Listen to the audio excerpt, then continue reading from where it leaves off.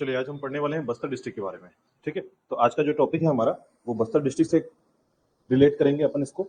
और आपको बता दूं, जब हम पढ़ते हैं बस्तर डिस्ट्रिक्ट के बारे में या बस्तर जिले के बारे में, तो ये समझिएगा कि छत्तीसगढ़ के हम उन महत्वपूर्ण जिलों के बारे में हम पढ़ने जा रहे हैं जो अपने आप में अपना एक कल्चर या अपना जो एक अस्तित्व है वो बना के रखते हैं। ठीक है, तो अगर हम बस्तर के बारे में पढ़ रहे हैं तो इससे पहले हमको समझना होगा कि बस्तर का जो क्षेत्र है, ठीक है, वो कैसा है, क्या क्या जानकारी इसके संबंध में मिलती है।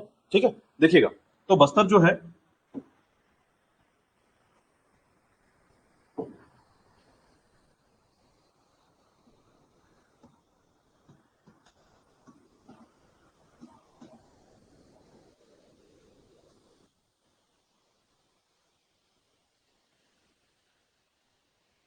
बस्तर डिस्ट्रिक्ट।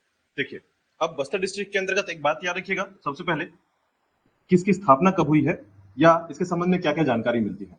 ठीक है,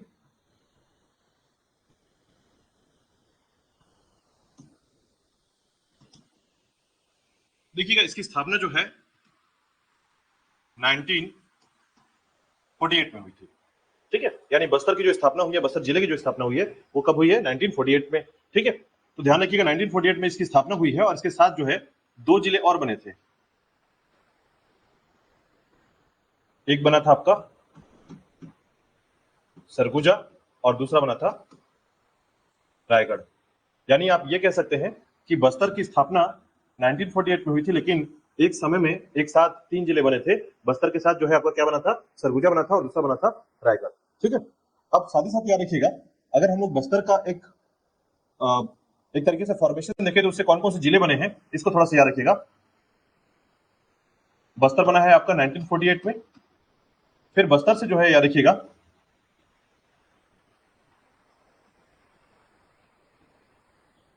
दो जिले बने। कौन कौन से? कांकेर 1998 में और दंतेवाड़ा 1998 में। ठीक है, कांकेर बना है आपका 1998 में और दंतेवाड़ा बना है 1998 में। साथ ही साथ याद रखिएगा, आगे चलकर दंतेवाड़ा से आपका बना है, हाँ, दो जिले बने इससे भी। एक आपका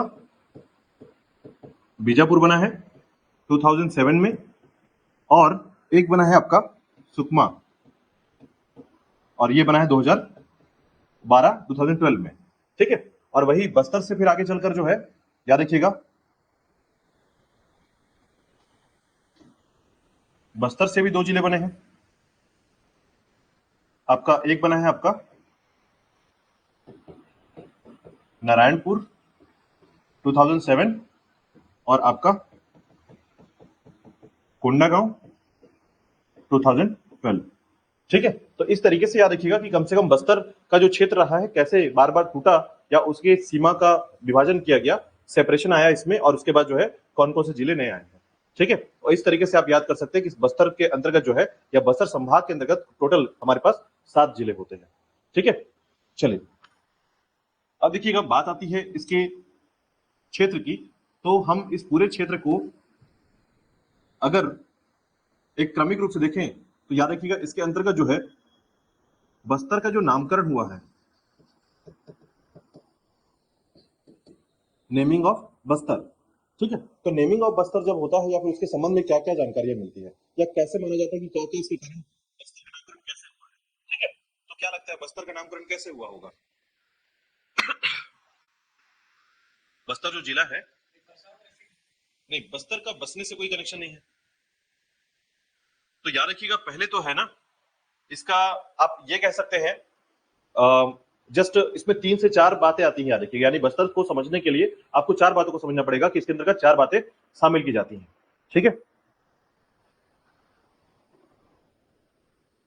देखिएगा, तो पहले तो हम बात करेंगे नामकरण के बारे में, तो इससे हम नेक्स्ट पेज पे चलते हैं। देखिएगा,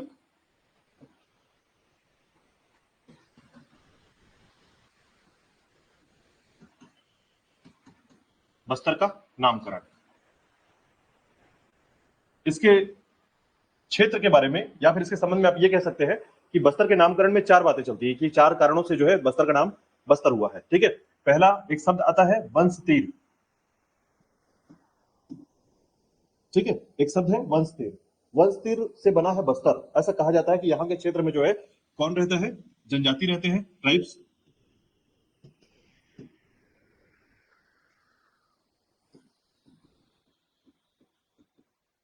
ठीक है, तो जनजाति के रहने से यहां पर इसका जो सीधा अर्थ होता है, यानी वंश तीर का अर्थ है, याद रखिएगा,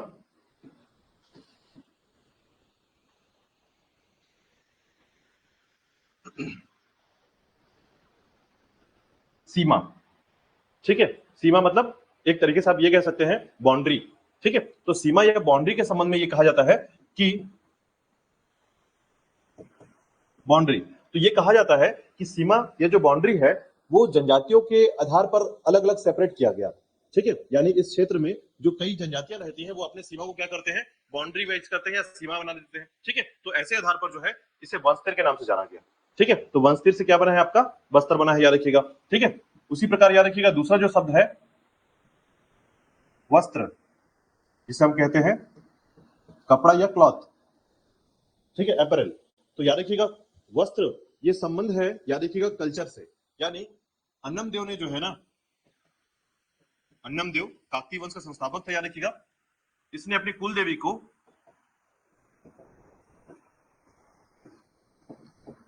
कपड़ा अर्पण किया था। ठीक है, यानी कि ये एक प्रथा है, एक कल्चर है, एक रिचुअल है, आप ऐसा कह सकते हैं कि उस रिचुअल के अकॉर्डिंग जो है अन्नम देव के जो समय था 13 से 24 के समय की बात है, जब इसने अपनी कुल देवी को जो है जब से कपड़ा अर्पण करने की प्रथा प्रारंभ की थी, तो वस्त्र के कारण क्या बना, बस्तर बना। ठीक है, उसी प्रकार याद रखिएगा इसके संबंध में और भी कई बातें आती है। ठीक है, तो बस्तर के संबंध में जैसे आप इसके बारे में और कई बिंदुओं को देखेंगे तो उसके संबंध में कई ऐसी बातें रखी गई हैं जो बस्तर को दर्शाती हैं। ठीक है, उसी प्रकार जो है आपका एक शब्द है बांसथरी, बांसथरी। ठीक है, तो बांसथरी शब्द जो है ऐसा कहा जाता है कि यह जो क्षेत्र है आपका बस्तर का, बांस से समृद्ध होने के कारण। ठीक है, यानी बांस जो है, बैम्बू जो है, बैम्बू के अधिकता होने के कारण इस जगह को क्या कहा गया है, बांसथरी कहा गया है। ठीक है, याद रखिएगा। और उसी प्रकार एक अंतिम बिंदु में जो है कुछ विद्वानों ने इसे विस्तृत क्षेत्र कहा है। विस्तृत मतलब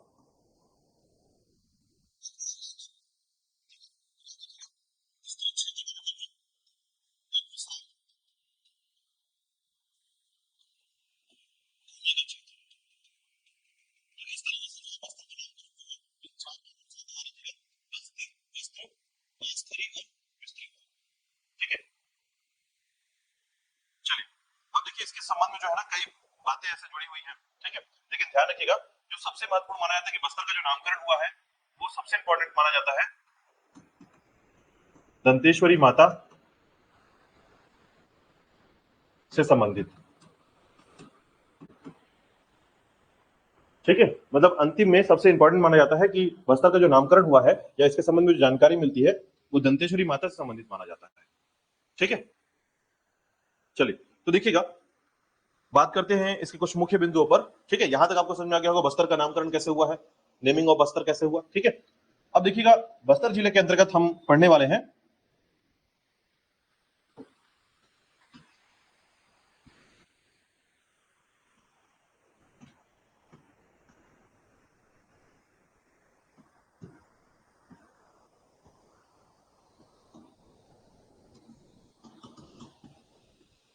इसके अंतर्गत हम पढ़ने वाले हैं सबसे पहले ऐतिहासिक पृष्ठभूमि, जिसे कहा जाता है इसका हिस्टोरिकल बैकग्राउंड, प्रशासनिक स्थिति,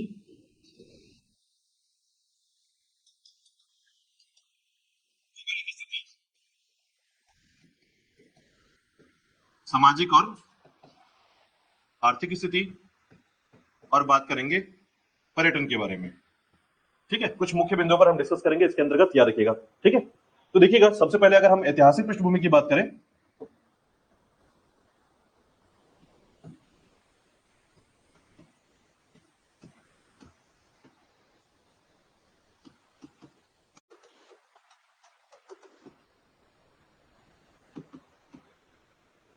देखिए ऐतिहासिक पृष्ठभूमि में अगर हम सबसे पहले अगर बात करें प्राचीन काल के बारे में, एंशियंट हिस्ट्री में, ठीक है, तो एंशियंट हिस्ट्री में हमें जानकारी मिलती है कि यह जो क्षेत्र है, ठीक है, सबसे पहले इस क्षेत्र को जो है किस नाम से जाना गया है? दंडकारण्य।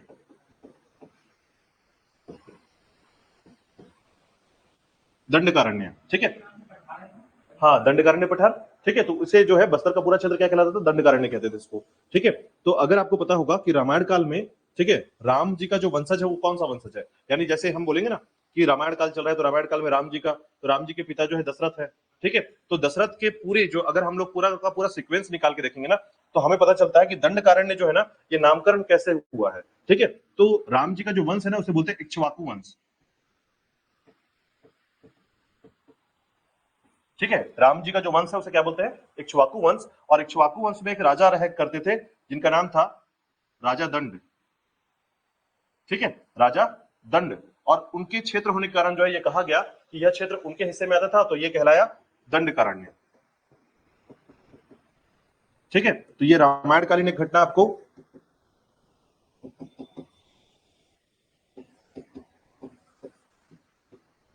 घटना है, ध्यान रखिएगा। दूसरा एक दंडकारण्य का नाम की जानकारी मिलती है, याद रखिएगा, दंडक ऋषि के नाम पर, दंडक ऋषि, ठीक है। तो दंडक ऋषि का क्षेत्र होने के कारण ऐसा कहा गया कि दंडकारण्य कहलाया ये, या दंडक ऋषि का जंगल, ठीक है। तो दंड, जंगल का मतलब क्या होता है? अरण्य, इसे जंगल कहते हैं। तो उसके आधार पर इसे क्या कहा गया? दंडकारण्य कहा गया। और ये भी किस समय की बात है? आपके रामायण काल की बात है, ठीक है। तो प्राचीन काल में इसके इतिहास को जब दर्शाया जाता है तो इसे बताया जाता है कि रामायण काल में इसका बहुत बड़ा महत्व रहा है, ठीक है, किसका? दंडकारण्य का। क्योंकि भगवान राम का जो 14 वर्ष का वनवास रहा है उसमें सबसे ज्यादा समय जो है उन्होंने दंडकारण्य क्षेत्र में बिताया है, ठीक है। और उसी प्रकार आपका जो कांकेर क्षेत्र है, ठीक है, उसी प्रकार आपका बस्तर का जो है चित्रकूट क्षेत्र है। तो इससे कई घटनाएं ऐसी बताई जाती है जो कि रामायणकालीन क्षेत्र के संदर्भ में से देखा जाता है, ठीक है। इसके अंतर्गत देखिएगा नेक्स्ट, इसके अलावा जो है इसे महाभारत कालीन क्षेत्र माना जाता है। रामायण काल के बाद महाभारत कालीन क्षेत्र से संबंधित, ठीक है। लेकिन जब हम बात करें मध्यकाल में, ठीक है, तो बस्तर के क्षेत्र में याद रखिएगा कि बस्तर के क्षेत्र को, या बस्तर में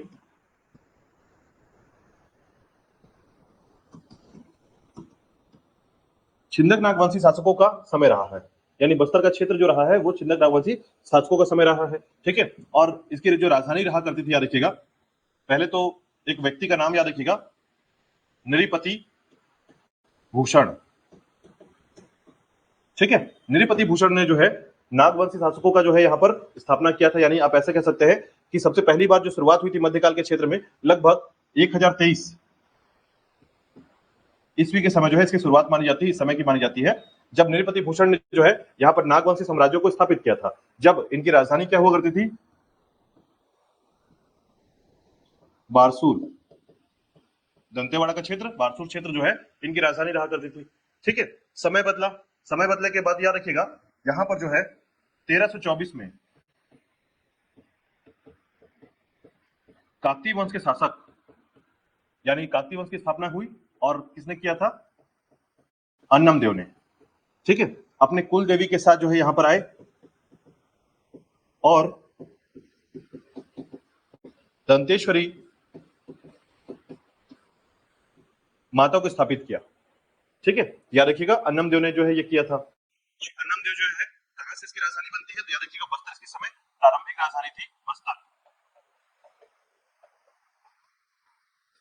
प्रारंभिक राजधानी बस्तर थी, ठीक है। तो ये याद रखिएगा कि इसके संबंध में जानकारी मिलती है 1324 में काकतीय वंश के शासक, पहले जो शासक है अन्नम देव, नाम याद रखिएगा, ठीक है। यानी अगर कभी पूछा जाता है तो ये पूछा जाता है कि अन्नम देव के काकतीय वंश के संस्थापक कौन है, ठीक है। तो अन्नम देव जो है काकतीय वंश के संस्थापक है, और इसने जो है अपनी कुल देवी के साथ जो है पहली बार जब वारंगल क्षेत्र को छोड़कर आंध्र प्रदेश का क्षेत्र, पहले ये क्या था याद रखिएगा, इसके बड़े भाई है रुद्र प्रताप देव, ठीक है, और अन्नम देव, दो भाई थे, ठीक है। अब होता क्या है कि यहाँ पर इस क्षेत्र में वारंगल क्षेत्र को छोड़कर जब ये वापस आते हैं, बस्तर के क्षेत्र में आते हैं, तो ये अपनी माता को बोलते हैं, माता का मतलब यहाँ पर देवी से है, ठीक है, दंतेश्वरी माता को बोलते हैं कि मेरे साथ चलने के लिए, और वो बोलते हैं कि ठीक है मैं तुम्हारे साथ चलूंगी। अब बात ये आती है कि लेकिन तुमको मुझ पर विश्वास करना पड़ेगा, आप पीछे मुड़ के नहीं देख सकते, ठीक है। और ऐसे में अन्नमदेव आगे आगे चलते हैं और पीछे पीछे माता चलती है, ठीक है। समय होता है जब बस्तर के क्षेत्र में, दंतेवाड़ा का जो क्षेत्र है, उस क्षेत्र में ऐसा कहा जाता है कि डंकनी संकरी नदी के पास जैसे माता पहुंचती है या चलती है तो उनके पैरों की आवाज नहीं आती है, जिसके कारण अन्नमदेव को लगता है कि माता मेरे साथ आ रही है या नहीं। वो पीछे मुड़कर देख लेते हैं और ऐसे में जो है इन घटना को माना जाता है कि जैसे ही वो पीछे मुड़ के देखते हैं, माता जो है वहीं पर स्थापित हो जाती है और इस तरीके से दंतेश्वरी माता मंदिर वहां स्थापित होता है, ठीक है। तो ये माना जाता है कि दंतेश्वरी माता मंदिर जो है ये स्थापित किया गया डंकनी संकरी दोनों नदी के संगम के क्षेत्र पर, ठीक है। तो अन्नमदेव के द्वारा जो है इसकी बातें की जाती है। अब ये घटना घटी, उसके बाद याद रखिएगा कि अन्नमदेव का जो साम्राज्य था या बस्तर जो या फिर आप रियासत कह सकते हैं, उस बस्तर का जो पूरा का पूरा क्षेत्र था वो बस्तर जिले में ना होकर के बस्तर क्षेत्र में आता था, ठीक है। तो बस्तर इसकी राजधानी थी, याद रखिएगा प्रारंभिक राजधानी। लेकिन बाद में जो है इसकी राजधानी परिवर्तित कर दी जाती है, किसके द्वारा? दलपत देव।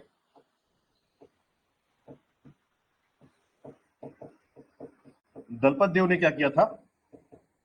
राजधानी परिवर्तित किया और बस्तर से कहां ले आए? जगदलपुर। और इस तरीके से जो है काकतीय वंश के संस्थापकों के क्रम में दलपत देव ने राजधानी बदल दिया, कहां कर दिया? जगदलपुर को किया, ठीक है। अब इसी समय याद रखिएगा इसके बाद जो है मराठा शासन यहां पर शुरुआत हो जाती है। यानी आप एक घटना को याद रखिएगा जिसे कहा जाता है कोटपाड़ की संधि।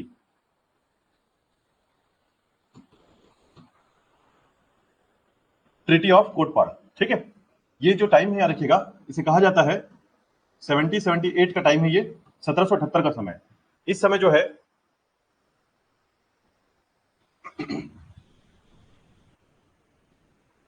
ये जो संधि होती है मराठा, विक्रमदेव और अंग्रेज जॉनसन, ठीक है। मराठा की तरफ से याद रखिएगा अवीर राव,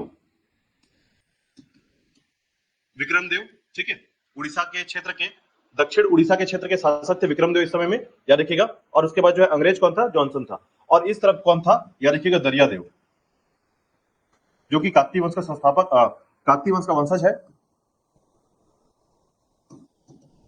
इनके मध्य एक संधि होती है 1778 में, इसे कोटपाड़ संधि के नाम से जाना जाता है, याद रखिएगा।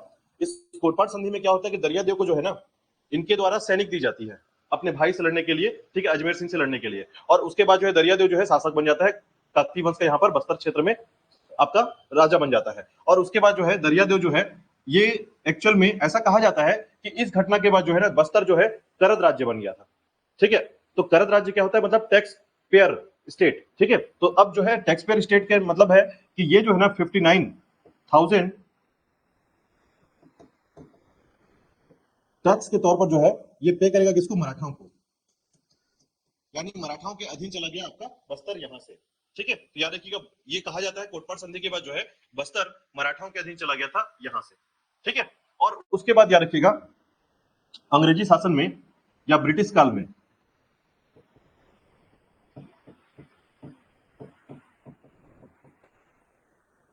जब ब्रिटिश काल का समय आता है तो इस समय जो है याद रखिएगा कि कहीं ना कहीं काकतीय वंश जो है अब ब्रिटिश काल के अधीन चला गया, क्योंकि मराठाओं के बाद जो है अब ब्रिटिश काल आ जाता है और ब्रिटिश काल के अधीन चला जाता है वो, ठीक है। लेकिन हाँ अपना वर्चस्व बना के रखता है, अपना जो स्थायित्व वो बना के रखता है कि काकतीय वंश जो है लगातार चलता रहता है, ठीक है। तो इस समय याद रखिएगा इस समय में कई घटनाएं भी घटी हैं, ठीक है। जैसे आपको याद रखना है ब्रिटिश काल का जो समय रहा है उसमें 1910 में जो है 1910 में भूमकाल विद्रोह हुआ था, जिसके नेतृत्वकर्ता थे गुंडाधुर, ठीक है। नेतृत्वकर्ता गुंडाधुर थे इस समय। तो ये याद रखिएगा कि भूमकाल विद्रोह जो है 1910 में ब्रिटिश काल के विरुद्ध जो है, ब्रिटिश काल में जो है ये हुआ था। आपको ये याद रखना कि ब्रिटिश काल में जब ये विद्रोह हो रहा था इस समय की बहुत सारी घटनाएं हैं। जैसे इस समय जो है ना बस्तर के क्षेत्र में घाटी पौनी, ठीक है, घाटी पौनी प्रथा चल रही थी, एक रिचुअल है, याद रखिएगा। एक तरीके से घटना है जिसे कहा जाता है घाटी पौनी प्रथा। इस प्रथा के विरोध में ये भूमकाल विद्रोह हो रहा था, ठीक है। तो ये याद रखिएगा भूमकाल विद्रोह जो है इस समय में प्रारंभ हुआ था। घाटी पौनी प्रथा क्या होती है पता है आपको? महिलाओं को खरीदना और बेचना, ठीक है, घाटी पौनी प्रथा कहलाती है। तो इस प्रकार की प्रथा जो है इस समय चल रही थी, ठीक है। उसके बाद देखिएगा समय बदलता गया, आगे जो है 1910 में जो है ये घटना घटी, ठीक है। अंत तौर पर याद रखिएगा 1947 के बाद, ठीक है, जब भारत आजाद होता है तो आजादी के बाद 1948 में जब बस्तर रियासत का भारत संघ में विलय किया जाता है, भारत संघ में विलय किया गया, तो किस राजा ने किया था? तो याद रखिएगा प्रवीर चंद्र भंजदेव ने हस्ताक्षर किया और भारत संघ में विलय कर दिया, ठीक है। और उसी प्रकार जो है आगे चलकर यहां पर कई घटनाएं घटी, याद रखिएगा प्रवीर भंजदेव की मृत्यु हो जाती है, ठीक है, इनको पुलिस ने गोली मार दिया था, एक घटना के दौरान जो है इनकी हत्या हो जाती है, पुलिस ने गोली मार दिया। और इसके बीच में जो है ना, जैसे ही ये घटना घटती है उसके बाद ही जो है बस्तर में राजाओं और जनता का जो कनेक्शन था, ठीक है, वो कनेक्शन तो काफी अच्छा था वहां पर। ऐसा माना जाता है कि वहां पर आज भी जो है जनता राजा को बहुत ज्यादा पूछती है, ठीक है। तो उस आधार पर क्या हुआ कि जब पुलिस, चूंकि पुलिस क्या होती है, गवर्नमेंट की होती है, तो गवर्नमेंट ने क्या किया, एक तरीके से राजा को मार दिया, ठीक है, पुलिस ने मारा गोली। तो उस घटना के बाद क्या हुआ कि नक्सलाइट, जो आपको सुनने को मिलेगा कि इस क्षेत्र में नक्सलाइटों की अवस्था ज्यादा बढ़ गई या तेजी से जो है वहां की जनता जो है अब सरकार के विरुद्ध हो गई। तो इसी प्रकार से इसकी शुरुआत यहाँ पर मानी जाती है, ठीक है। हाँ, प्रवीर भंजदेव, याद रखिएगा इन्हीं की मृत्यु हुई थी, प्रवीर चंद्र भंजदेव की, ठीक है। इन्हीं के सम्मान में ना, प्रवीर चंद्र भंजदेव के सम्मान में इस क्षेत्र में तीरंदाजी तीरंदाजी सम्मान दिया जाता है, हाँ, इस समय दिया जाता है, याद रखिएगा, ठीक है। चलिए आगे देखिएगा, तो ये था इसका ऐतिहासिक घटना। इसके बाद अगर हम भौगोलिक घटना की बात करते हैं या भौगोलिक या प्रशासन देखेंगे, सबसे पहले देखिएगा प्रशासन।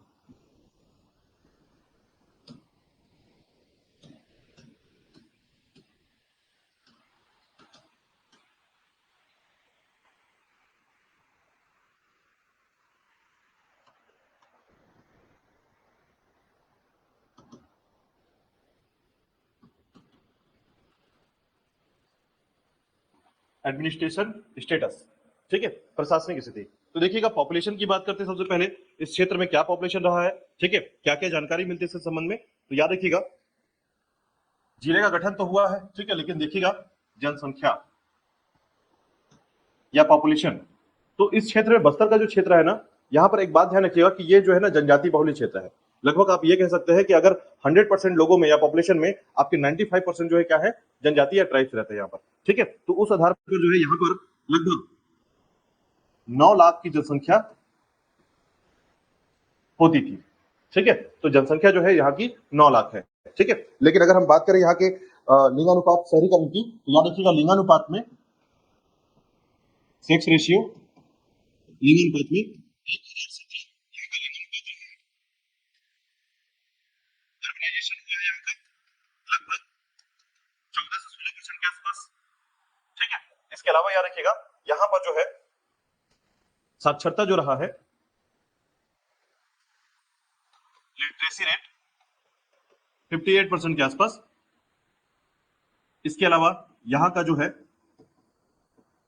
जिला कोड, डिस्ट्रिक्ट कोड जो है वो है आपका CG-17, ठीक है, CG-17। अब देखिए यहाँ पर कौन कौन से नेशनल हाईवे हैं, तो याद रखिएगा यहाँ के नेशनल हाईवे, राष्ट्रीय राजमार्ग NH-30 और NH-63, दो नेशनल हाईवे है यहाँ पर, याद रखिएगा NH-30 और NH-63 है, ठीक है। इसी के साथ याद रखिएगा कि यहाँ पर जो है प्रशासन के अंतर्गत सीमावर्ती जिले, देखिएगा सीमावर्ती जिले की अगर बात करें तो इस मैप को समझिएगा, ठीक है।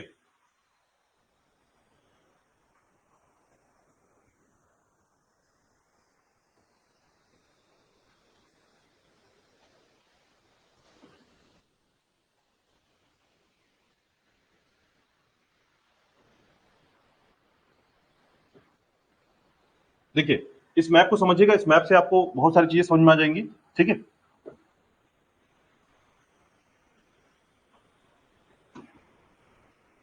तो ये वाला जो हिस्सा है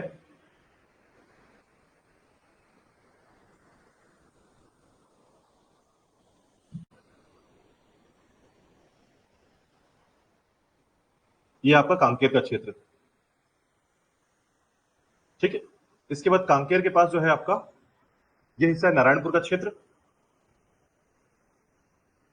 नारायणपुर, और नारायणपुर से लगा हुआ है आपका इस तरफ बीजापुर का क्षेत्र।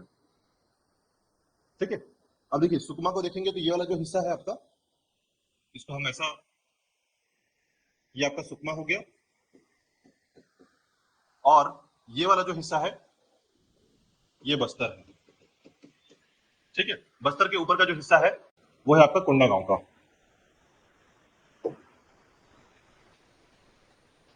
ये आपका कोंडागांव हो गया जो कांकेर तक टच करता है।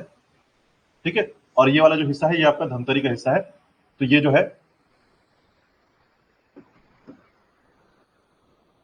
धमतरी का हिस्सा जो कांकेर से टच करता हुआ इस तरीके से बना हुआ है। ठीक है। तो ये वाला जो है कोंडागांव, कोंडागांव, बस्तर, सुकमा। ठीक है। और ये आपका नारायणपुर है और ये आपका कांकेर है। ठीक है। बीजापुर को देखिएगा, बीजापुर को जब भी आप देखेंगे तो चूंकि यहां पर एक जिला और आएगा वो है आपका दंतेवाड़ा, दंतेवाड़ा। ठीक है। तो अगर आप ध्यान देंगे तो ये आपका बीजापुर है और ये बस्तर है। ठीक है। तो बस्तर देखिएगा किस किस जिले को टच कर रहा है वो आपको समझना होगा। सीमावर्ती जिले में हम यही पढ़ने वाले हैं। तो देखिएगा आपका दक्षिण की तरफ या साउथ की तरफ सुकमा है, इस तरफ आपका दंतेवाड़ा है, और यहां पर आता है कौन, बीजापुर। दिख रहा है ऐसा पैरेलल। ठीक है। बीजापुर, तो याद रखिएगा, और इस तरफ आपका। ठीक है। तो इस तरीके से याद रखिएगा कि आपके जो है कुछ जिले टच होते हैं यहाँ पर, ये आपको ध्यान रखना है। ठीक है। कौन कौन से जिले टच होते हैं, तो 4 जिले जो है इनके अंतर्गत आता है। ठीक है। और साथ ही साथ याद रखिएगा सीमावर्ती जिलों में ये 4 जिले हैं। ठीक है। तो 4 जिले कौन कौन से हैं, तो ये ध्यान रखिएगा, आपका सुकमा है, दंतेवाड़ा है, बीजापुर है, और कोंडागांव जो है टच करता है इसको। ठीक है। अब देखिए चूंकि ये जो है हमारे उड़ीसा के राज्य को भी टच करता है, इस तरफ उड़ीसा राज्य है आपका। ठीक है। तो जो सीमावर्ती राज्य है, सीमावर्ती राज्य, स्टेट बाउंड्री इसे कह सकते हैं, तो ये आपका उड़ीसा को टच करता है। ठीक है। इसके बाद देखिएगा यहां तहसील कितने हैं, तो याद रखिएगा 11 तहसीलें हैं, विकासखंड 7 हैं, विधानसभा क्षेत्र असेंबली जो है यहाँ का वो 3 है। ठीक है। और लोकसभा क्षेत्र आपका 1 है, बस्तर। विधानसभा क्षेत्र कौन कौन से आते हैं इसके अंतर्गत, तो याद रखिएगा विधानसभा क्षेत्र में आपको 3 विधानसभा क्षेत्र मिलेंगे। ठीक है। आपका बस्तर क्षेत्र, बस्तर, चित्रकूट और जगदलपुर, ये 3 विधानसभा क्षेत्र हैं आपके। ठीक है। लेजिस्लेटिव असेंबली के अंतर्गत आते हैं। ठीक है। अब देखिएगा इसके बारे में आपको ध्यान रखना है, बस्तर रियासत के संबंध में जो भी आपको याद रखना है इसमें, तो याद रखिएगा इसका प्रशासन जो है ना, ये इस लेवल पर चलता था प्रशासन। ठीक है। और इसके कई नाम हैं, मतलब बस्तर जिले के अंतर्गत जो है ना कई इसके नाम आते हैं, उपनाम आते हैं, है ना। जैसे कई बार हम निकनेम देते हैं, तो वैसे ही बस्तर के भी कई निकनेम है, याद रखिएगा। तो उसमें आपको प्रशासन में पहले इतनी बातें को याद रखना है। चलिए नेक्स्ट देखिएगा, भौगोलिक स्थिति की बात करते हैं।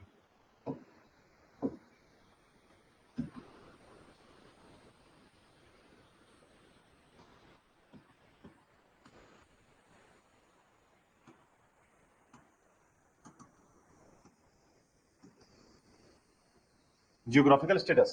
ठीक है। देखिएगा जब हम बात करते हैं जियोग्राफिकल स्टेटस की, तो सबसे पहले तो याद रखिएगा कि इसका जो फिजिकल स्ट्रक्चर है, भौतिक संरचना, ठीक है, फिजिकल स्ट्रक्चर जो है वो कहलाता है प्लेटी ऑफ दंडकारण्य का पार्ट। ठीक है। दंडकारण्य का पठार, दंडकारण्य का पठार का पार्ट है ये। ठीक है। उसी प्रकार याद रखिएगा कि यहां पर मुख्य रूप से चट्टानें कौन सी हैं, तो याद रखिएगा इस क्षेत्र में मुख्य रूप से चट्टानें हैं आपकी धारवाड़। तो धारवाड़ रॉक्स जो है यहां पर पाया जाता है। साथ ही साथ याद रखिएगा यहां पर खनिज क्या क्या पाया जाता है, तो खनिज पर जो है ना आपको 4-5 खनिजें यहां पर मिलेंगी। एक मिलेगा आपको लौह अयस्क क्षेत्र, बॉक्साइट, अभ्रक ठीक है, और हीरा, डायमंड। ठीक है, तो मुख्य तौर पर जो है यहाँ पर एक से अधिक खनिजें जो है पाई जाती है। जैसे हीरा जो है कहाँ मिलता है, तो तोकापाल, जगह का नाम याद रखिएगा, तोकापाल। अभ्रक कहाँ मिलता है, दरभा घाटी क्षेत्र में। यहाँ पर दरभा घाटी जो क्षेत्र है उस क्षेत्र में आपको मिलेगा अभ्रक या माइका। ठीक है, तो अभ्रक या माइका इस क्षेत्र में मिलता है। उसी प्रकार बॉक्साइट कहाँ पर मिलता है, तो याद रखिएगा आपका आसना, तारापुर। ठीक है, आसना, तारापुर क्षेत्र। और इसके अलावा जो है दो तीन जगह पर और भी आपको बॉक्साइट मिलते हैं यहाँ पर, जैसे कुदारवाही हो गया। ठीक है, कुदारवाही और आमाबेड़ा, इन क्षेत्रों में आपको बॉक्साइट मिलता है। ठीक है, साथ ही साथ याद रखिएगा यहाँ पर कोयला नहीं पाया जाता। ठीक है, कोयला के निक्षेप नहीं है यहाँ पर। ठीक है, तो इसके अलावा और क्या मिलता है, तो डोलोमाइट भी यहाँ पर मिलता है, याद रखिएगा, डोलोमाइट। तो तिरिया, मचकोट, यहाँ पर डोलोमाइट मिलता है तिरिया और मचकोट क्षेत्र में। ठीक है, जीरा गांव, डोकरी पखना। ठीक है, डोकरी पखना, जीरा गांव क्षेत्र, ये सभी क्षेत्र पर जो है आपको क्या मिलता है, आपका डोलोमाइट मिलता है। तो बस्तर के क्षेत्र में जो है आपका खनिज के मामले में जो है काफी ज्यादा रिच एरिया है, याद रखिएगा। ठीक है, मतलब दंतेवाड़ा के पास में ही है, तो इसलिए आपको यहाँ पर थोड़ा खनिज या मिनरल जो है मिलता है यहाँ पर। इसके अलावा देखिएगा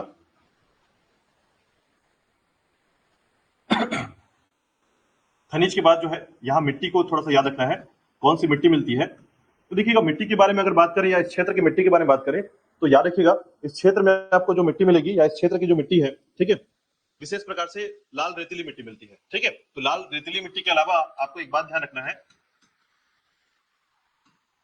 इसे बोलते हैं रेड सैंडी सॉइल। तो देखिए यहाँ की जो मिट्टी है ना उसके नाम अलग अलग हैं, स्थानीय नाम। ठीक है, तो इसके लोकल नेम के आधार पर आप इसको बोल सकते हैं कि इसकी जो हाइट होती है ना, यहाँ की मिट्टियों के जो क्षेत्र होते हैं उसके अनुसार इसके नाम अलग अलग हैं। जैसे सबसे ऊपर में जो मिट्टी या टीले में जो मिट्टी पाई जाती है ना, पहाड़ों या टीलों के ऊपर पाई जाती है, उसको बोलते हैं मरहान, मरहान मिट्टी। ठीक है, और मरहान से नीचे उतरेंगे आप तो ढाल में मिलेगा। ये जो ढाल है ना, उस ढाल में पाया जाता है टिकरा। ठीक है, मरहान, टिकरा। और जैसे ही थोड़ा सा और नीचे आते हैं आप तो इसे बोलते हैं बाड़ी की मिट्टी या माल या बाड़ी। ठीक है, और सबसे नीचे की जो मिट्टी होती है उसे बोलते हैं गभार मिट्टी। तो ये मिट्टियों के नाम है यहाँ पर, याद रखिएगा, मरहान, टिकरा, माल, गाभर। ठीक है, गभार कहते हैं। ठीक है, याद रखिएगा। तो ये सभी मिट्टी है जो कि बस्तर के क्षेत्र में उच्च क्षेत्र से निम्न क्षेत्र की तरफ पाए जाने वाले स्थानीय नाम इनके। ठीक है, तो याद रखिएगा बस्तर की ढालों में पाई जाने वाली मिट्टी को हम टिकरा मिट्टी कहते हैं, ये कई बार क्वेश्चन में पूछा गया है। ठीक है, चलिए मिट्टी के अलावा देखिएगा इस क्षेत्र में और क्या क्या मिलता है। तो मिट्टी के बाद देखिएगा नदी। तो मुख्य रूप से यहाँ पर जो नदी है वो है आपकी इंद्रावती नदी। इस क्षेत्र में मुख्य नदी जो है वो इंद्रावती नदी है, याद रखिएगा। ठीक है, यानी जगदलपुर जो इसकी राजधानी है या मुख्यालय जो है जगदलपुर है, वो कहाँ बसा है, इंद्रावती नदी के तट पर बसा हुआ है। ठीक है, इसी प्रकार देखिएगा यहाँ पर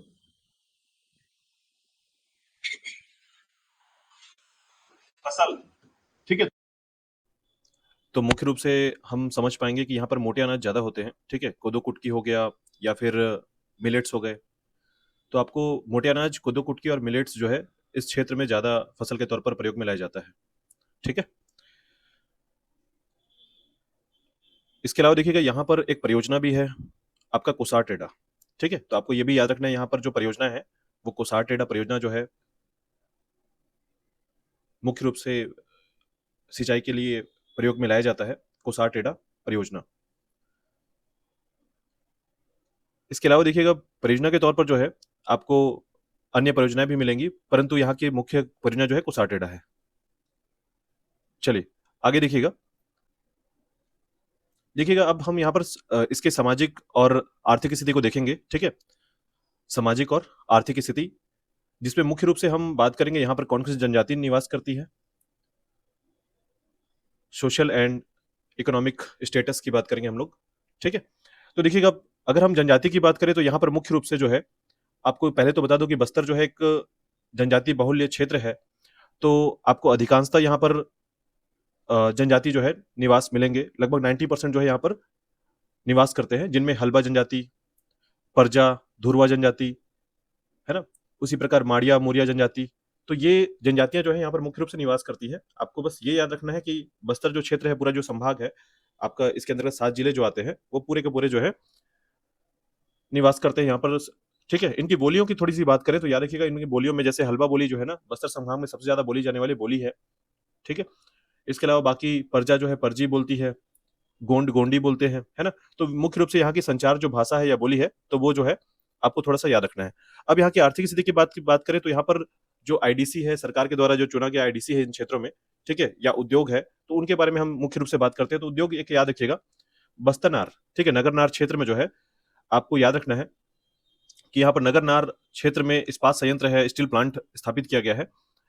और साथ ही साथ आपको याद रखना है कि इन क्षेत्रों में जो है आपको एनएमडीसी का प्रोडक्शन मिलेगा। एनएमडीसी जो है कंपनी है आपकी, ठीक है, नेशनल मिनरल डेवलपमेंट कॉर्पोरेशन के नाम से जाना जाता है। ठीक है, तो आपको एनएमडीसी याद रखनी है। इसके अलावा देखिएगा, एनएमडीसी के अलावा जो है इन क्षेत्रों में आपको उद्योग की स्थिति के साथ जो है आपको आईडीसी मिलेंगे इस क्षेत्रों में। तो आपको याद रखना है आईडीसी के बारे में, इंडस्ट्रियल डेवलपमेंट सेंटर जो है, ठीक है, राज्य के द्वारा या राज्य सरकार या केंद्र सरकार के द्वारा चिन्हांकित वह क्षेत्र जहां पर बिजनेस को डेवलप किया जा रहा है। ठीक है, तो एक जगह है धूरा गांव, याद रखिएगा। ठीक है, तो धूरा गांव जो है आपका, और दूसरा है आपका कल्चा। तो ये दो क्षेत्र हैं, याद रखिएगा, जो यहाँ के आईडीसी के तौर पर जाना जाता है, इन्हें चिन्हांकित किया गया है आईडीसी के तौर पर। ठीक है, तो यहाँ पर आईडीसी में जो है आपको धूरा गांव और कल्चा मिलेंगे। अब देखिए, इसके अलावा जो है यहाँ पर आप समझे इनकी आर्थिक स्थिति क्या है, तो मुख्य रूप से जो है खनिज जो है यहाँ का मुख्य आर्थिक स्थिति है। मुख्य रूप से खनिज जो है आपको यहाँ पर मिलेंगे, जो कि हमने शुरू में पढ़ लिया है कि कौन कौन से खनिजें यहाँ पर पाई जाती है। विशेष प्रकार से आपको याद होगा कि अभ्रक का जो क्षेत्र है यहाँ पर, है ना, उसी प्रकार बॉक्साइट का क्षेत्र है। चलिए आगे देखिएगा। इसके बाद देखिएगा, अगर हम बात करें यहाँ के पर्यटन क्षेत्रों की, तो उससे पहले हम थोड़ा सा मैप को समझेंगे। तो देखिएगा, मैप में जो है आपको दो बातें ध्यान रखनी है। यहाँ सीमावर्ती जिले कौन कौन से हैं, और साथ ही साथ कौन कौन से राज्य जो है इसके साथ बाउंड्री शेयर करते हैं। तो देखिएगा, पहले तो याद रखिएगा, यहाँ का जो मुख्यालय है वो है आपका जगदलपुर। ठीक है, यानी बस्तर का जो मुख्यालय है जगदलपुर है। और छत्तीसगढ़ के ऐसे 3 जिले हैं जिनके मुख्यालय उनके जिले के नाम से अलग हैं, जिनमें जगदलपुर जो है उनमें से एक है। अब देखिएगा, अगर आप इसके अन्य क्षेत्रों की बात करें, तो पहले तो आप क्या रखने का, इसके उत्तर में नॉर्थ पार्ट पे जो है कोंडागांव क्षेत्र है। ठीक है, कोंडागांव क्षेत्र।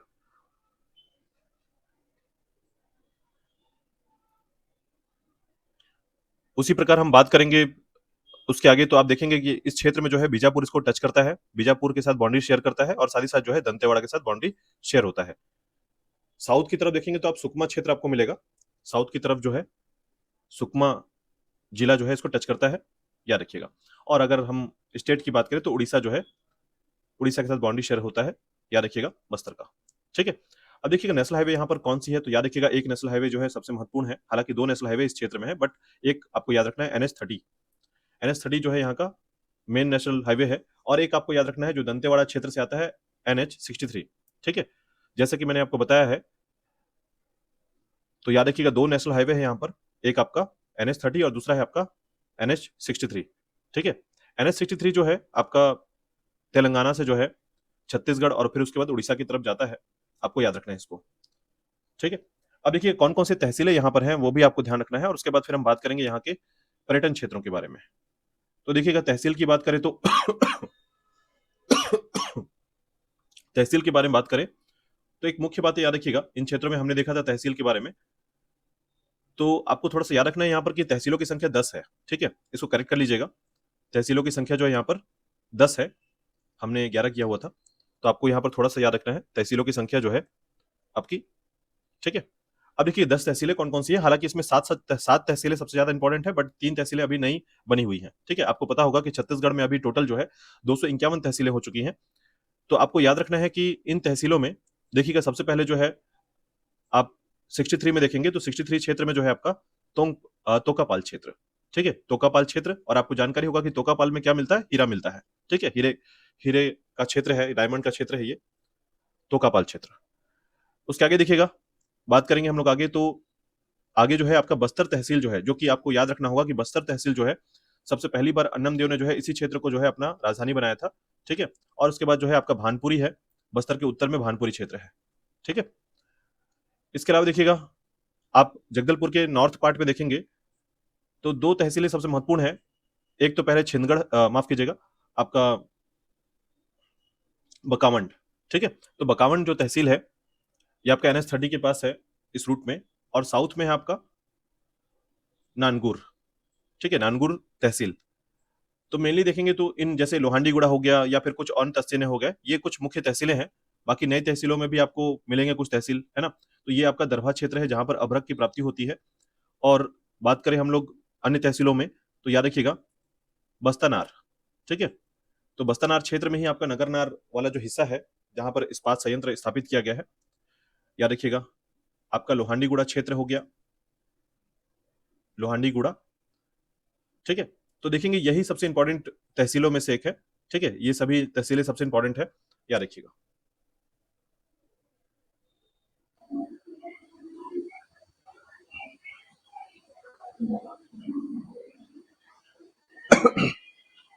ठीक है, तो ये जो हिस्सा है आपका इसे कहते हैं लोहांडीगुड़ा क्षेत्र। ठीक है, तो मेनली आपको याद रखना है कि कौन कौन से तहसील है, तो याद रखिएगा बकावंड, भानपुरी, बस्तर। ठीक है, बस्तर एक तहसील भी है, ध्यान रखिएगा, और बस्तर जिला भी है। ठीक है, तो दो बार बस्तर सुनने को मिल सकता है, बस्तर जिला, उसके अंदर बस्तर एक तहसील है, क्षेत्र। ठीक है, तो जब कभी आपसे पूछा जाए कि सबसे पहला राजधानी कहाँ था, तो बस्तर था। अन्नमदेव की पहली राजधानी बस्तर हुआ करती थी। ठीक है, बाद में इससे जगदलपुर चेंज किया गया, याद रखिएगा। ठीक है, तो ये आपको ध्यान रखना है। लोहांडीगुड़ा हो गया, तोकापाल हो गया, बस्तानार हो गया, दरभा, नानगुर। ठीक है, उसी प्रकार याद रखिएगा। इसके बाद एक तहसील और जो बचता है आपका, या एक तहसील और क्षेत्र है जिसे कहा जाता है इस क्षेत्र के अंतर्गत करपा वन। ठीक है, करपा वन। तो ये टोटल आपके 10 तहसील क्षेत्र हैं, याद रखिएगा। ठीक है, 10 तहसील क्षेत्र। अब देखिएगा इसमें पर्यटन के बारे में बात करें तो सबसे पहले याद रखिएगा पर्यटन के क्षेत्र में इसके अंतर्गत जो सारी चीजें हैं उनमें सबसे पहले याद रखिएगा कि बस्तर क्षेत्र को किस किस नाम से जाना जाता है। ठीक है, तो बस्तर जो क्षेत्र है आपका, पहले तो पर्यटन के रूप में यहाँ पर क्या क्या चीजें हैं वो आप ध्यान रखेंगे कि कौन कौन से क्षेत्र है। देखिएगा, तो सबसे पहले याद रखिएगा जगदलपुर।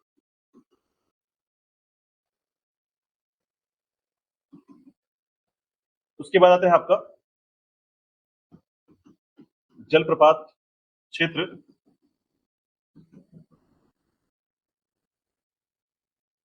एंथ्रोपोलॉजिकल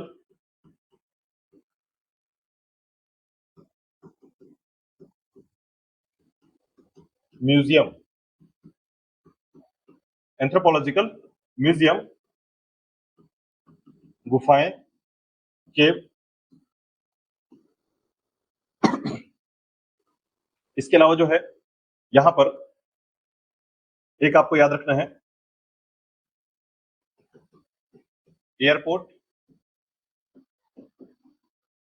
ठीक है, एयरपोर्ट का क्षेत्र। और उसी प्रकार याद रखिएगा दो मंदिरें हैं जिसे नारायण पाल और मंदिर कर लेते हैं, अभी आगे हम डिस्कस करेंगे इसके बारे में।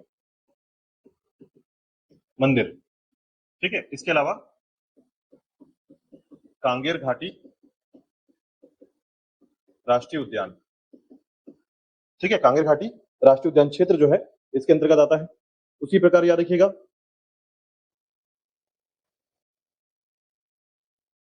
ठीक है, तो देखिएगा इसके अंतर्गत सबसे पहले तो इसके नामकरण को समझते हैं, इसमें क्या क्या नाम आता है। तो देखिए बस्तर को जो है ना किस किस नाम से जानते हैं। ठीक है, देखिए पहले तो आपने देख लिया जगदलपुर क्षेत्र है आपका, जलप्रपात हो गया, एंथ्रोपोलॉजिकल म्यूजियम हो गया, गुफाएं होंगे, एयरपोर्ट हो गया, मंदिर हो गया, कांगेर घाटी राष्ट्रीय उद्यान हो गया। ये आपके पर्यटन के तौर पर जो है जाना जा सकता है इससे। ठीक है, इसके अंदर देखिएगा सबसे पहले जो है बस्तर जो जिला है,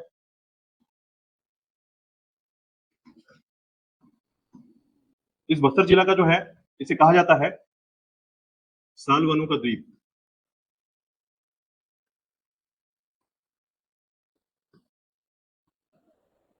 इसके साथ ही साथ इसे कहा जाता है जनजातियों की भूमि। ठीक है, तो इस तरीके से जो है आपको सालवनों का द्वीप और जनजातियों की भूमि से जो है जुड़ा हुआ मिलेगा बस्तर का क्षेत्र। साथ ही साथ याद रखिएगा बस्तर जो है इसके संबंध में जो भी चीजें आप पढ़ेंगे या इसके अंतर्गत जानेंगे, उसमें कई बार आपको सुनने को मिलेगा कि बस्तर के क्षेत्र में कई ऐसे आंदोलन भी हुए हैं। ठीक है, तो बस्तर के क्षेत्र में पूरे के पूरे जैसे अलग अलग जिले में अलग अलग टाइम पे आंदोलन हुए हैं, लेकिन वो संबंधित किस तरीके से है, वो काकतीय वंश के क्षेत्र में संबंधित है। ठीक है, चाहे आप देखेंगे हड़प्पा विद्रोह सुनने को मिलेगा आपको। ठीक है, उसी प्रकार भूमकाल विद्रोह सुनने को मिलेगा आपको। ठीक है, तो कई ऐसे विद्रोह जो है इन क्षेत्र में हुए हैं और सभी विद्रोह कैसे हुए हैं, तो जनजातियों से जुड़े हुए विद्रोह है। ठीक है, चलिए देखिएगा बस्तर जिले में जो है आपको एक नाम याद रखना है जगदलपुर का सबसे पहले।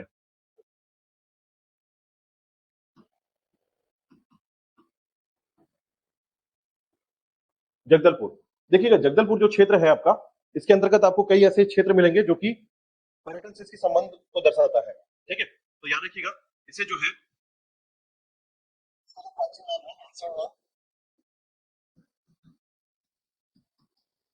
जगदूगुड़ा। ठीक है, जगदूगुड़ा के नाम से जाना जाता था पहले जगदलपुर को। ठीक है, तो जगदलपुर जो है ना राजधानी, जगदलपुर जो है बस्तर की राजधानी है, कैपिटल ऑफ, ठीक है, बस्तर है। तो इसके संबंध में कहा जाता है कि यहाँ के जो काकतीय वंश के शासक थे, ठीक है, काकतीय वंश के शासक थे, उसने क्या किया, एक व्यक्ति था जिसका नाम था जगदू महारा। एक व्यक्ति का नाम है, याद रखिएगा। इसी की जमीन थी पहले ये जगदलपुर का क्षेत्र।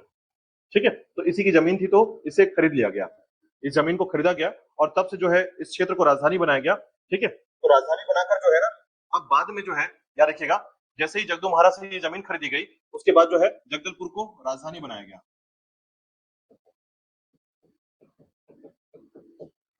किसने बनाया था? दलपत देव ने।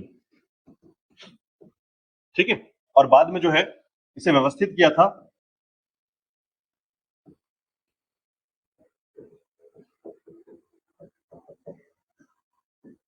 रुद्र प्रताप देव ने।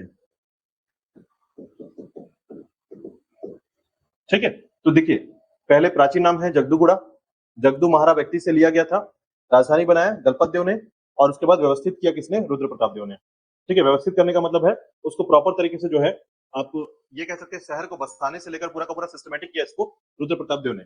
ठीक है, इसी के साथ याद रखिएगा इस क्षेत्र में इसके कई नाम हैं, जैसे जगदलपुर को कहा जाता है चौराहों का शहर। ठीक है, यानी इसे चौराहों के शहर के तौर पर जाना जाता है, जगदलपुर को चौराहों का शहर कहते हैं। ठीक है, किसने कहा था इसे? याद रखिएगा रुद्र प्रताप देव ने इसे बनाया था चौराहों का शहर। ठीक है, इसी प्रकार जो है इस क्षेत्र में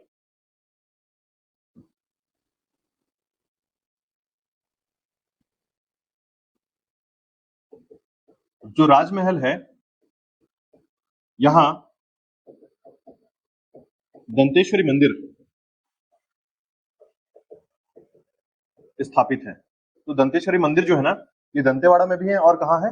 बस्तर क्षेत्र में जगदलपुर में भी है। ठीक है, राजमहल के अंदर जो है उनके परिसर में इनका प्रतिमा स्थापित है और पूरा मंदिर जो है प्रॉपर तरीके से बनाया गया है। ठीक है, कि जब भी बस्तर का दशहरा प्रारंभ होता है ना, तो यहीं से शुरू होता है, इसकी शुरुआत यहीं से होती है, बस्तर का दशहरा।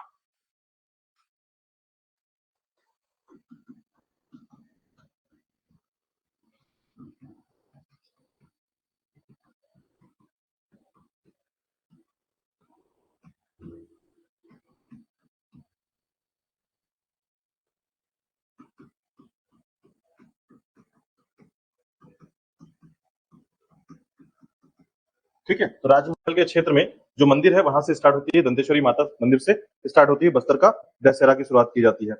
ठीक है, अब देखिए यहाँ पर जगदलपुर में क्या क्या है, तो याद रखिएगा जगदलपुर क्षेत्र में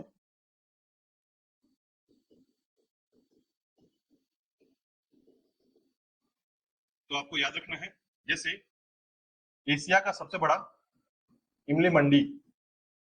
ठीक है, एशिया का सबसे बड़ा इमली मंडी कहां पर है? जगदलपुर में है। काजू अनुसंधान केंद्र,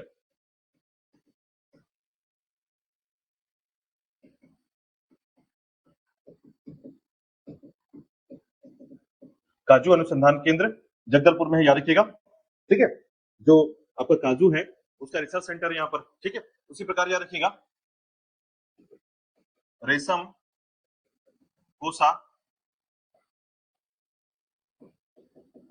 बोर्ड। ठीक है, रेशम और कोसा बोर्ड जो है आपके बस्तर क्षेत्र में है, यहाँ पर स्थापित किया गया है। ठीक है, उसी प्रकार जो है आपका वनपाल प्रशिक्षण केंद्र जगदलपुर में है। वनपाल ट्रेनिंग स्कूल जो है आपका जगदलपुर के अंतर्गत आता है, याद रखिएगा। इसी प्रकार याद रखिएगा जगदलपुर के क्षेत्र में आपको यहां पर हस्तशिल्प कॉम्प्लेक्स मिलेगा, ठीक है, हस्तशिल्प कॉम्प्लेक्स, हस्तशिल्प कॉम्प्लेक्स, ठीक है, जिसे हैंडक्राफ्ट या फिर हैंडीक्राफ्ट कहते हैं ना। तो याद रखिएगा जो ये क्राफ्ट है उसका कॉम्प्लेक्स है आपका यहाँ पर बस्तर के क्षेत्र के जगदलपुर क्षेत्र में, ठीक है। साथ ही साथ याद रखिएगा यहाँ पर अगर आप देखेंगे तो वनवृत्त के क्षेत्र में, ठीक है, वनवृत्त जिसे कहते हैं हम लोग forest circle,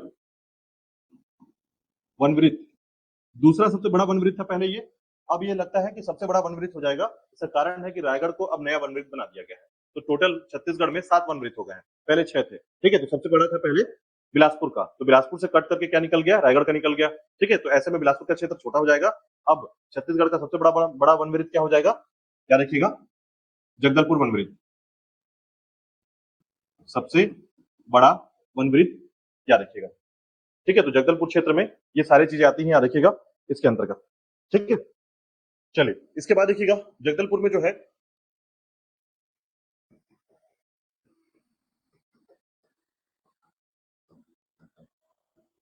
anthropological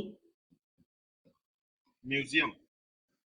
anthropological museum का मतलब होता है मानव शास्त्र से संबंधित म्यूजियम, ठीक है। यानी मानव से संबंधित म्यूजियम का मतलब है कि यहाँ पर जो जनजाति रहते थे, बस्तर क्षेत्र में जो जनजाति हैं, उनके रीति रिवाज या रहन सहन और कल्चर, संस्कृति से जुड़ा हुआ, ठीक है, उनके रीति रिवाज और संस्कृति को सहेजने के लिए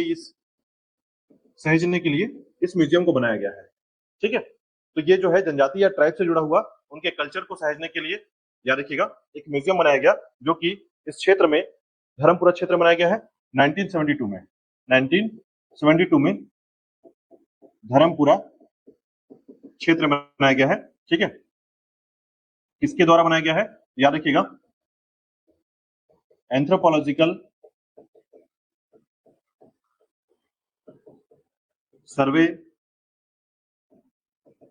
ऑफ इंडिया के द्वारा, एंथ्रोपोलॉजिकल सर्वे ऑफ इंडिया के द्वारा जो है एक संस्थान है जिसके द्वारा ये बनाया गया है, एंथ्रोपोलॉजिकल सर्वे ऑफ इंडिया, ठीक है।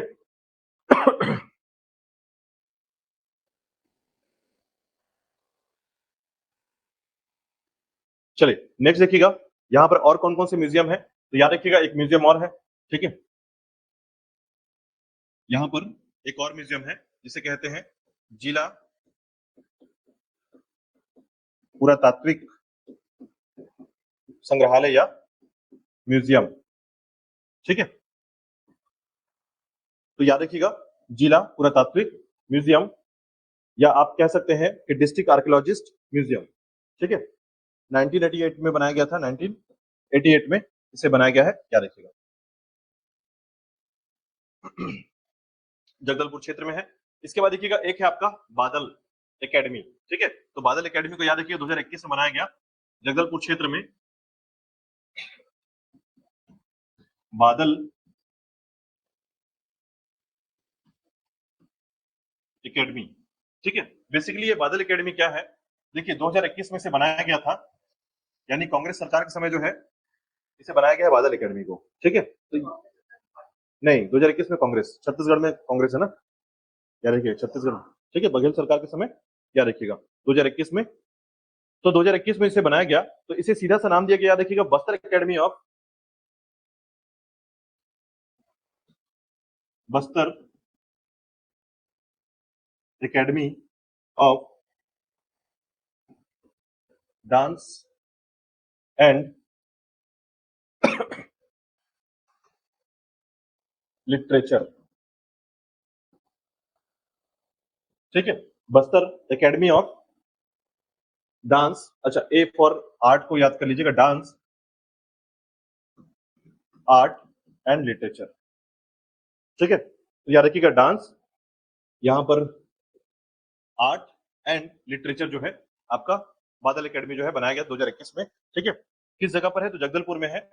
गांव का नाम बोलेंगे तो आसना गांव, आसना ग्राम में जो है ये बनाया गया है, ठीक है। बेसिकली जो है ना जनजातियों के, या फिर आप ये कह सकते हैं कि लोक नृत्य का संवर्धन करने के लिए, ठीक है, फोक डांस, लोक नृत्य तथा लोक संस्कृति को सहेजने के लिए या संवर्धन के लिए आपका बादल एकेडमी बनाया गया था। ठीक है, तो याद रखिएगा इसके अंतर्गत जो है ठीक है, इसके अलावा क्या क्या आता है जगदलपुर में, याद रखिएगा जगदलपुर क्षेत्र में जाएंगे आप तो आपको यहाँ पर तालाब मिलेगा या सागर कह सकते हैं उसको।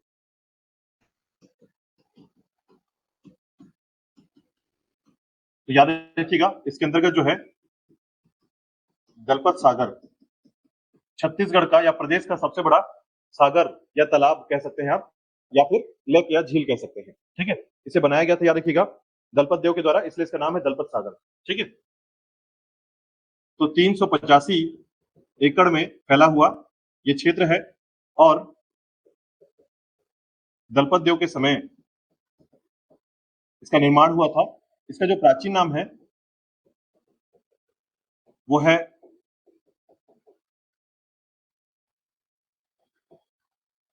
भूपताल।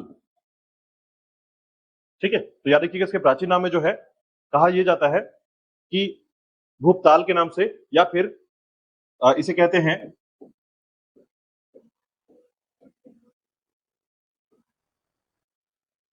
भूपत ताल।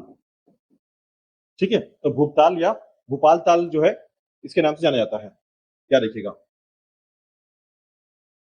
इसके अलावा देखिएगा इस जगह पर जो है और क्या क्या है, तो याद रखिएगा इस क्षेत्र में जो है गंगा मुंडा तालाब, गंगा मुंडा तालाब, इसकी जानकारी मिलती है गंगा मुंडा तालाब की। ठीक है, तो गंगा मुंडा तालाब जो है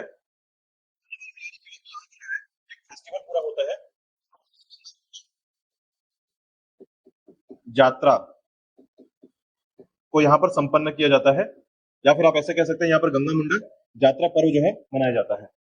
ठीक है, इसके अलावा देखिएगा जगदलपुर क्षेत्र में आपको त्योहार में कुछ त्योहारों का नाम याद रखना है जो मुख्य रूप से यहाँ पर मनाया जाता है। एक है आपका गोंचा पर्व, दूसरा है आपका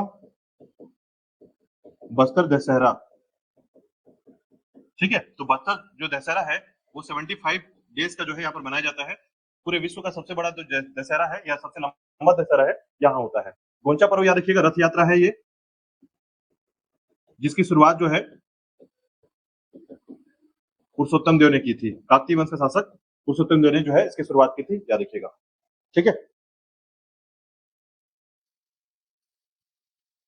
चलिए इसके बाद देखिएगा मुख्य रूप से जो है इस क्षेत्र में और क्या जानकारी मिलती है, तो याद रखिएगा दो मंदिरों के बारे में। ठीक है,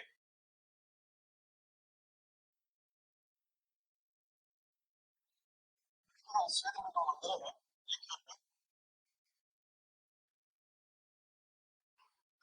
नारायण पाल मंदिर और एक है आपका संविधान मंदिर। ठीक है, नारायण पाल मंदिर और संविधान मंदिर। नारायण पाल मंदिर की बात करते हैं, याद रखिएगा तो यह जो है नारायण पाल मंदिर 11वीं शताब्दी का एक प्राचीन विष्णु मंदिर है। ठीक है, बस्तर क्षेत्र में अगर आप जाएंगे तो एकमात्र विष्णु मंदिर है, वही है नारायण पाल मंदिर। ठीक है, 11वीं शताब्दी का मंदिर है विष्णु मंदिर, याद रखिएगा। सोमेश्वर देव की माता गुंड महादेवी के अनुरोध पर यह मंदिर बनवाया गया था। ठीक है, छिंदक नागवंशी शासक सोमेश्वर देव की माता गुंड महादेवी के अनुरोध पर यह मंदिर बनवाया गया था, याद रखिएगा।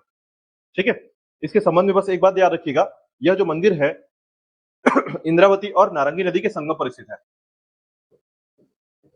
इंद्रावती और नारंगी नदी के संगम पर है। ठीक है, संविधान मंदिर की बात करें, याद रखिएगा तो हमारे भारत में एकमात्र क्षेत्र जहां पर आपका कॉन्स्टिट्यूशनल टेम्पल है। ठीक है, कॉन्स्टिट्यूशनल टेम्पल इसे कह सकते हैं, या फिर देश का एकमात्र संविधान मंदिर।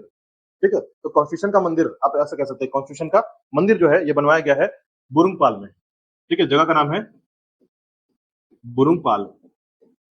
ठीक है। तो जैसे हमारा जो कॉन्स्टिट्यूशन है, संविधान है, इसके अंतर्गत आपको पता होगा जब ये प्रारंभिक समय में कंप्लीट हुआ था तो इसके आर्टिकल थे 395, ठीक है। उसी प्रकार स्केड्यूल था आपका 8, ठीक है। और उसी प्रकार जो है आपका जो अध्याय था या पार्ट था वो था 22। इसी के आधार पर याद रखिएगा कि इसके स्केड्यूल को या अनुसूची को, अनुसूची 5 को याद रखिएगा यहां पर विस्तृत किया गया है, लिखा गया है, ठीक है। बुरुंगपाल में संविधान मंदिर जो है इसके अंतर्गत अनुसूची 5 को जो है, ठीक है, संविधान के अनुसूची 5 को प्रावधान को लिखे गए हैं और स्थानीय भाषा में जो है इसे क्या कहा जाता है, गुड़ी। स्थानीय भाषा में इसे गुड़ी कहा जाता है, ठीक है। याद रखिएगा इसे बनवाया गया था 6 अक्टूबर 1992 में ये बना है, ठीक है। तो याद रखिएगा बस्तर का ये क्षेत्र जहां पर जगदलपुर के बारे में ये सारी जानकारियां मिलती है। अब देखिएगा बस्तर में और क्या क्या जानकारियां हैं, ठीक है। तो याद रखिएगा 3 से 4 बिंदुओं को आपको याद रखना है। जैसे बस्तर में जलप्रपात कौन से है, ठीक है। तो देखिए आप जैसे ही यहां पर आएंगे ना बस्तर के क्षेत्र में, तो NH30 की तरफ, ठीक है, आपने जगदलपुर को पढ़ लिया, ठीक है। जलप्रपात हम पढ़ेंगे अभी, एंथ्रोपोलॉजिकल म्यूजियम देखा, ठीक है। इसके बाद ध्यान रखिएगा कि आप जलप्रपात के लिए सबसे पहले याद रखते हैं तो याद रखिएगा इस क्षेत्र में कौन कौन से वाटरफॉल है उसको याद रखिएगा। देखिएगा इस क्षेत्र में जो वाटरफॉल है लगभग 8 से 10 वाटरफॉल का नाम आपको याद रखना होगा, मैक्सिमम 7 तो याद रखना ही है, ठीक है। तो देखिए सबसे पहला वाटरफॉल है चित्रकूट, दूसरा है आपका तीरथगढ़, तीसरा है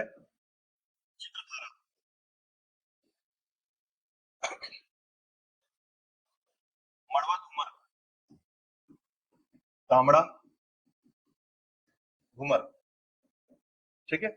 उसी प्रकार जो है कांगेर धारा। तो मेनली आपको इतना तो याद करना ही पड़ेगा कि चित्रकूट आपको पता हो, तीरथगढ़ पता हो, चित्रधारा, मड़वा धूमर, तामड़ा धूमर और कांगेर धारा, ठीक है। इसके अलावा भी है लेकिन इतना याद रखिएगा कि वाटरफॉल में जो है इनका नाम सबसे इंपॉर्टेंट है बस्तर के क्षेत्र में, ठीक है। छत्तीसगढ़ में जसपुर और बस्तर इन क्षेत्रों में सबसे ज्यादा वाटरफॉल पाए जाते हैं, याद रखिएगा, ठीक है। चलिए इसके बाद देखिएगा पहुंचते हैं हम लोग, ठीक है, कांगेर घाटी। तो कांगेर घाटी के अंतर्गत देखिएगा यहां पर एक बात ध्यान रखिएगा, NH30 में जब आते हैं इस तरफ तो NH30 का जो क्षेत्र है ना, इस क्षेत्र में जैसे ही आप आएंगे तो जगदलपुर से जो है ना इस तरफ, ठीक है, ये वाला जो हिस्सा है इसे कहते हैं सबरी नदी का क्षेत्र। देखिए एक नदी है आपकी जो यहां से निकलती है और यहां से गुजरते हुए जगदलपुर से होते हुए दंतेवाड़ा के क्षेत्र से जाती है। ये नदी है आपकी इंद्रावती नदी, और इसी नदी पर जो है यहाँ पर वाटरफॉल है, याद रखिएगा, जिसे बोलते हैं चित्रकूट वाटरफॉल, ठीक है।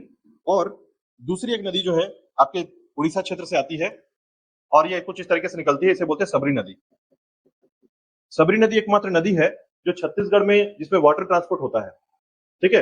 यानी कोई नदी ऐसा नहीं है जिसमें बोट रेगुलर चल सके, यही एकमात्र नदी है जिसमें क्या होता है, बोट ट्रांसफर मतलब होता है, यानी कि वाटर ट्रांसपोर्ट होता है इसमें, ठीक है। तो ये नदी जो है ना इसकी सहायक नदी है, याद रखिएगा दो नदियां, एक नदी है जो यहां से होते हुए इस तरफ आती है, इसे बोलते हैं कांगेर नदी,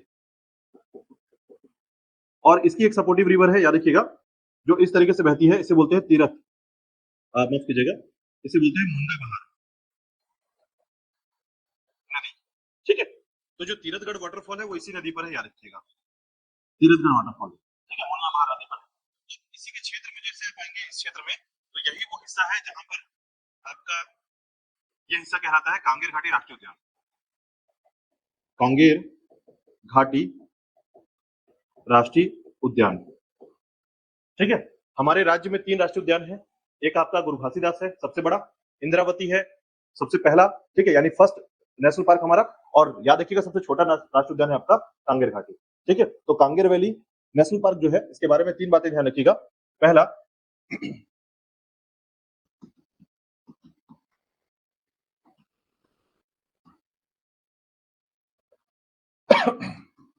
सबसे छोटा राष्ट्रीय उद्यान है, नेशनल पार्क है, और साथ ही साथ याद रखिएगा इसके अंतर्गत आपको जानकारी मिलेगी कि ये जो है 200 किलोमीटर स्क्वायर में फैला हुआ है, सबसे छोटा है, ठीक है, 200 किलोमीटर स्क्वायर पर ये फैला हुआ है। इसी के अंतर्गत याद रखिएगा आपको यहाँ जो है पहाड़ी मैना का संवर्धन किया जा रहा है,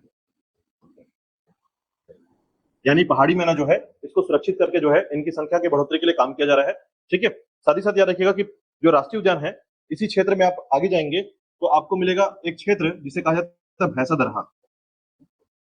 भैंसा दरहा, यहाँ पर प्राकृतिक रूप से जो है मगरमच्छ पाए जाते हैं, ठीक है। भैंसा दरहा जो क्षेत्र है यहाँ पर प्राकृतिक रूप से मगरमच्छ पाए जाते हैं, ठीक है। और यह जो क्षेत्र है आपका भैंसा दरहा वाला जो क्षेत्र है, ठीक है, यहाँ पर ये जो कांगेर घाटी राष्ट्रीय उद्यान है उसी के अंतर्गत आता है ये हिस्सा, आपके कांगेर घाटी राष्ट्रीय उद्यान के अंतर्गत, ठीक है। अब इसी के अंतर्गत देखिएगा जैसे आप यहाँ पहुंचेंगे तो फिर आप कुटुमसर गुफा भी पहुंचते हैं, ठीक है। तो कुटुमसर गुफा जो है कुछ इस तरीके से आपका ये गुफा है,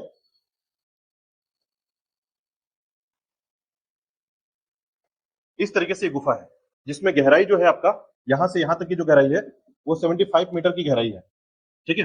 और लगभग ये कहा जाता है कि 400 मीटर तक ये जो है लंबी है, ठीक है, कुटुमसर गुफा जो है। इसके अंतर्गत याद रखिएगा जो इस कुटुमसर गुफा की बात है या खासियत है, यहाँ पर दो चीजें जो है, दो मुख्य जीवों की जानकारी मिलती है। एक है आपका अंधी मछली, ब्लाइंड फिश,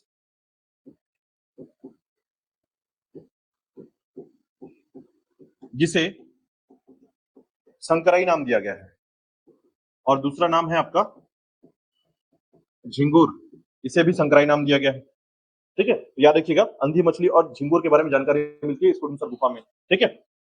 साथ ही साथ याद रखिएगा यहाँ अंदर जाने के बाद अंतिम क्षेत्र पर जो है आपको एक शिवलिंग प्राप्त होगा, और ये जो शिवलिंग है माना जाता है कब का है, रामायण कालीन, रामायण कालीन शिवलिंग, ठीक है। साथ ही साथ ये जो क्षेत्र है आपका कांगेर नदी का क्षेत्र है, ठीक है, जिसके कारण यहाँ पर जो है ना कुछ इस प्रकार की आकृतियां पाई जाती है जो चूने पत्थर से बना हुआ आकृति है। इस प्रकार से पानी जो है ना इसमें चूने की मात्रा बहुत ज्यादा होने के कारण इसमें कुछ आकृतियां बन गई हैं, टपकने जैसी आकृतियां, ठीक है। इसको बोलते हैं स्टेगलाइट और स्टेगमाइट। स्टेगलाइट और स्टेगमाइट जैसी आकृतियां इस कुटुमसर गुफा से बनी हुई है, ठीक है। अब देखिएगा इसके अलावा और कौन कौन सी गुफाएं हैं इस क्षेत्र में, तो याद रखिएगा बस्तर क्षेत्र में अन्य गुफाएं जो है आपका दंडक गुफा, कैलाश गुफा, इसके अलावा देवगिरी गुफा, रानी गुफा, इस प्रकार से कई गुफाएं जो है बस्तर के क्षेत्र में देखने को मिलेगी और सुनने को मिलेगा, ठीक है। याद रखिएगा।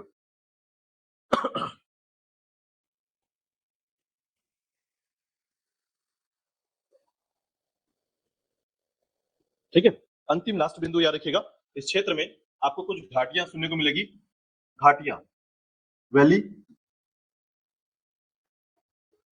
तो याद रखिएगा इस क्षेत्र में आपको विनीता घाटी, जिसे फ्लावर वैली कहा जाता है, फूलों की घाटी। दूसरा है आपका कांगेर घाटी, तीसरा है आपका दरभा घाटी। तो दरभा घाटी जो है यहाँ पर माइका पाया जाता है, अभ्रक, ठीक है। और उसके अलावा याद रखिएगा यहाँ पर आपको मिलेगा वास नदी घाटी। ये कुछ घाटियां याद रखिएगा जो बस्तर के क्षेत्र में मुख्य घाटियां हैं, ठीक है। तो इतना याद रखिएगा बस्तर के क्षेत्र के लिए, ये था आपका बस्तर जिला, ठीक है। और एक लास्ट बिंदु जो है, एक और अंतिम बिंदु में याद रखिएगा बस्तर के क्षेत्र में आपको याद रखना है, तो याद रखिएगा बस्तर में जो है एक जगह है जिसका नाम है परचमपाल, ठीक है, परचमपाल। याद रखिएगा सुकर प्रजनन केंद्र है यहाँ पर, ठीक है। तो जानवरों की ब्रीडिंग के लिए जो है यहाँ पर सेंटर बनाया गया है जिसमें सुकर यानी कि सुअर, ठीक है, पिग, याद रखिएगा उसके ब्रीडिंग सेंटर जो है यहाँ पर डेवलप किया गया है, ठीक है, आपके परचमपाल क्षेत्र में। तो याद रखिएगा ये था आपका बस्तर के बारे में, बस्तर के अंतर्गत जो है आपने पढ़ा, बस्तर के संबंध में चीजों को पढ़ा, ठीक है। तो याद रखिएगा इतना आपको याद रखना है ये सभी क्षेत्र के अंतर्गत। ठीक है, तो हमने बस्तर के संबंध में पढ़ा ऐतिहासिक पृष्ठभूमि, प्रशासन, भौगोलिक स्थिति, सामाजिक और आर्थिक स्थिति और पर्यटन के अंतर्बिंदु पे। ठीक है, चलिए कल देखेंगे हम लोग आपके बीजापुर क्षेत्र को। ठीक है, कल का टॉपिक रहेगा हमारा बीजापुर या नारायणपुर जिले के बारे में।